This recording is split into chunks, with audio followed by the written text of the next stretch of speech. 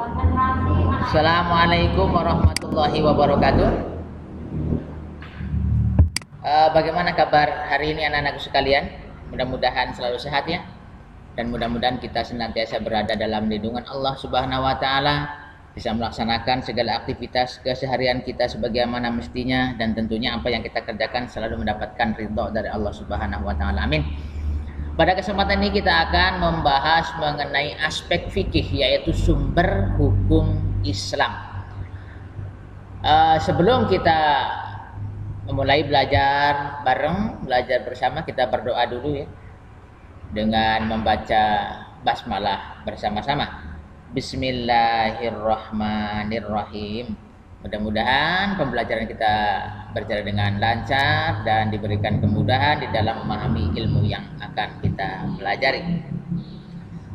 Baik anak-anak sekalian, terkait dengan sumber hukum Islam, di sini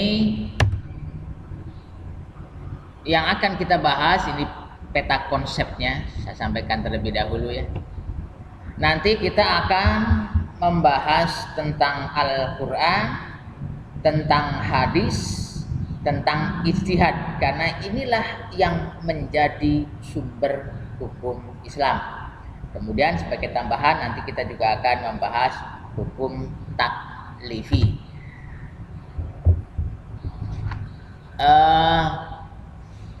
Apa itu hukum Islam? Di sini bisa saya sampaikan yang dimaksud dengan hukum Islam. Nah, hukum artinya adalah seperangkat peraturan tentang tingkah laku manusia yang diakui oleh sekelompok masyarakat, yang disusun oleh orang yang diberi wewenang dan berlaku mengikat bagi anggotanya. Nah, ini pengertian hukum secara umum. Sedangkan hukum Islam berarti seperangkat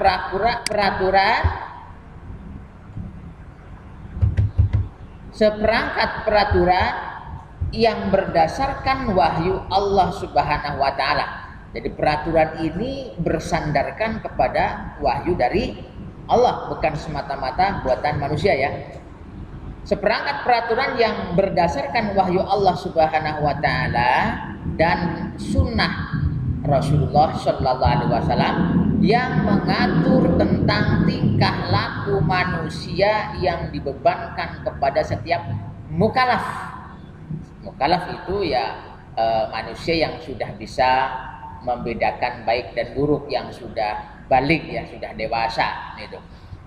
Kepada setiap mukallaf dan mengikat semua orang yang beragama Islam. Jadi hukum ini mengikat. Namanya mengikat berarti jika itu dilanggar nanti akan ada sanksinya.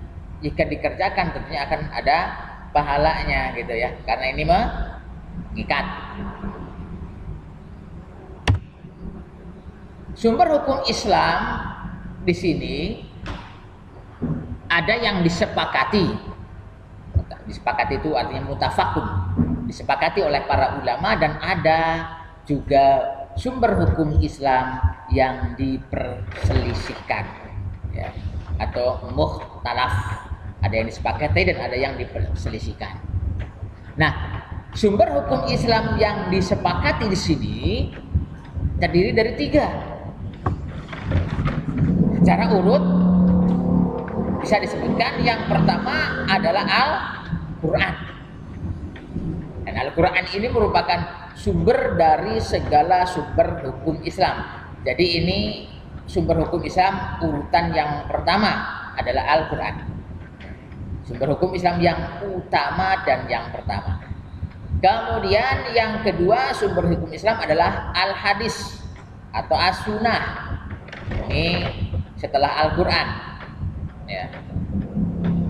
Al-Hadis atau As-Sunnah adalah segala sesuatu yang disandarkan kepada Rasulullah Muhammad SAW. Kalau Al-Quran jelas ini adalah firman-firman atau wahyu-wahyu Allah yang ya.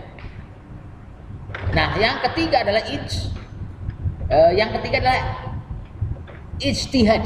Nah, ijtihad hanya ada 3 sebetulnya. Ijtihad. Ijtihad adalah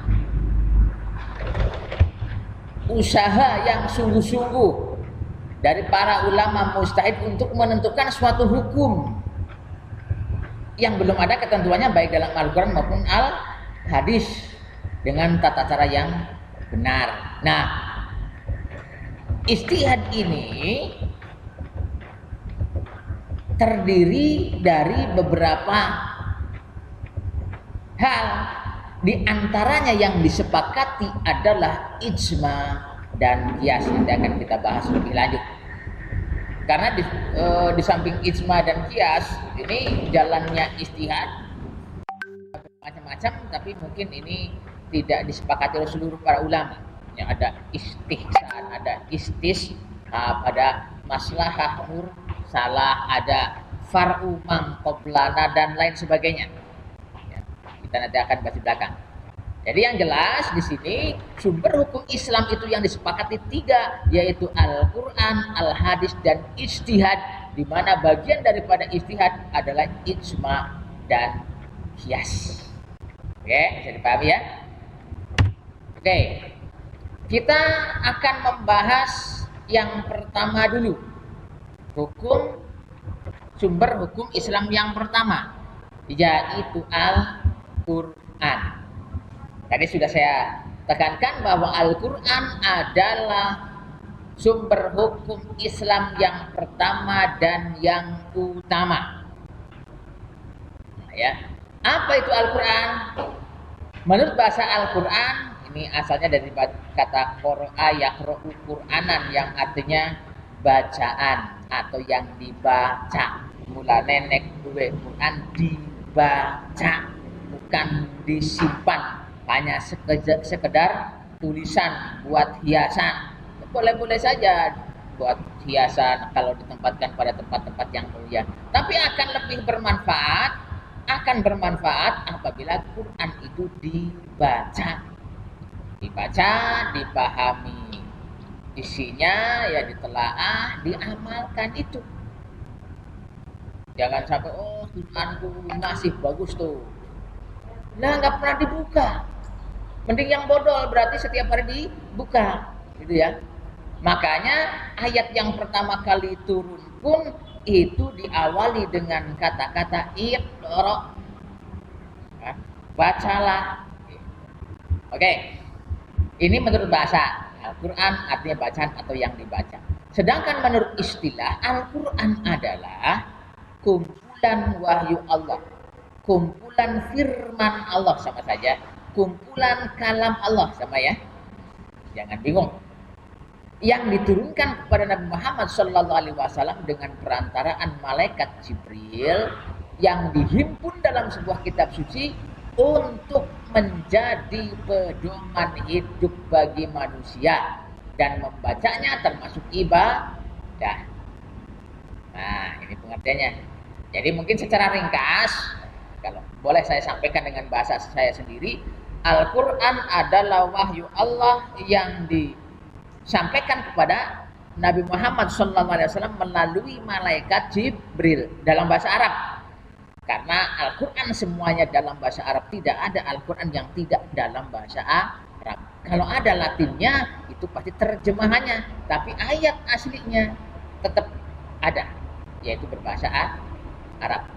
Ya, sebagai pedoman hidup manusia agar mendapatkan kebahagiaan dunia dan akhirat.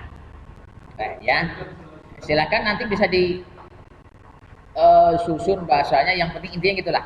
Intinya Al-Quran itu adalah kalam Allah yang diturunkan kepada Nabi Muhammad SAW melalui malaikat Jibril dalam bahasa Arab untuk disampaikan kepada umat manusia sebagai pedoman hidup, gitu ya.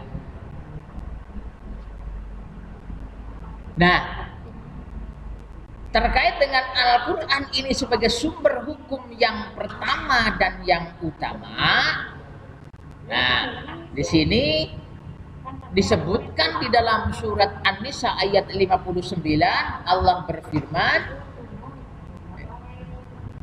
A'udzu billahi minasyaitonir rajim, ya ayyuhalladzina amanu atii'ullaha wa atii'ur rasula wa ulil amri minkum.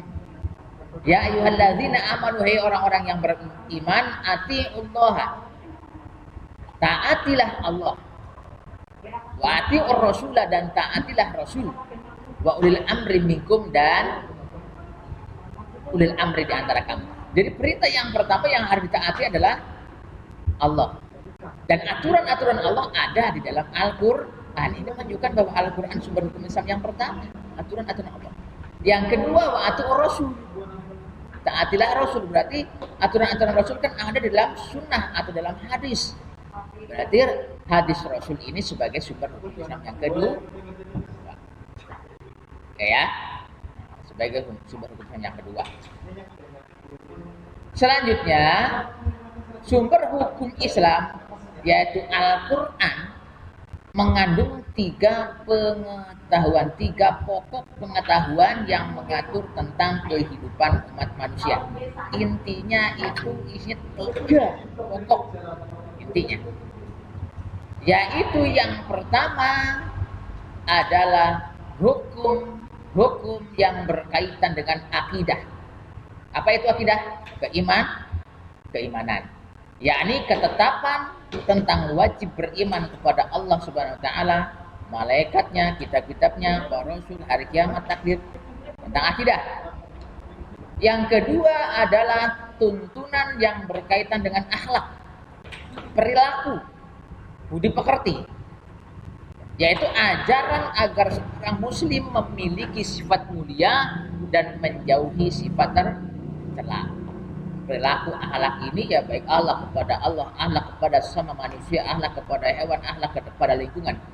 Yang penting intinya manusia itu bisa menampilkan perilaku-perilaku yang mulia. Yang ketiga, hukum yang berkaitan dengan amal perbuatan manusia yang terdiri dari ucapan, perbuatan, perjanjian, dan lain-lain. Ini kaitannya adalah masalah muamalah, hubungan antara satu manusia dengan manusia yang lain dalam hidup bermasyarakat, dalam hidup bersama, memenuhi kebutuhan duniawi. Mereka kan saling berinteraksi. Nah, ini ada aturan bagaimana harus bersikap berbuat kepada sesama manusia.